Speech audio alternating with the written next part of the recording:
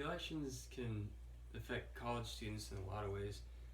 I think it's especially important for college students to vote because things like healthcare are big in the elections. You know, healthcare is always changing. For instance, I know that Obamacare is probably going to get repealed, which could potentially affect a lot of college students. They could either be good or bad for them. But also things like student loan debt in general can affect students. The inauguration to me is really important and it's kind of, I mean, it's obviously a transition period, but I think it's kind of a fresh start for American politics. So that's why I think it's so important because, you know, whether you were on one side of the fence or the other with the previous president, it could be completely different for the next president, or you could be somewhere in the middle.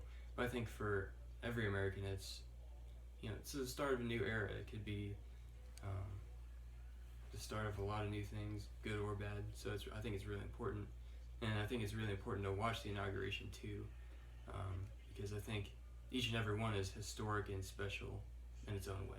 I did watch Trump's inauguration. I also watched President Obama's inauguration. So far, what I've heard on the news and what people are talking about is they said that Trump's speech was very dark and gloomy. In my opinion, I don't think it was dark and gloomy. I think it was pretty realistic, which, you know, you usually don't see that in an inauguration speech. They usually don't talk about the bad things that are still happening in America, but I think it was realistic, but I don't think it was gloomy or dark because after that, he kind of tries to restore hope back into people and talk about how we're going to move forward from that.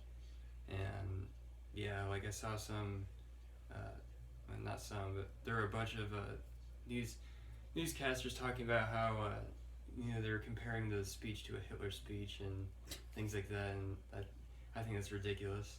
I don't think there's anything close to that. I think, yes, it was very realistic, but obviously not that bad by any means. It didn't have soaring rhetoric. It was very obvious that Trump did write his own speech, but I thought it was a good speech. It wasn't that bad.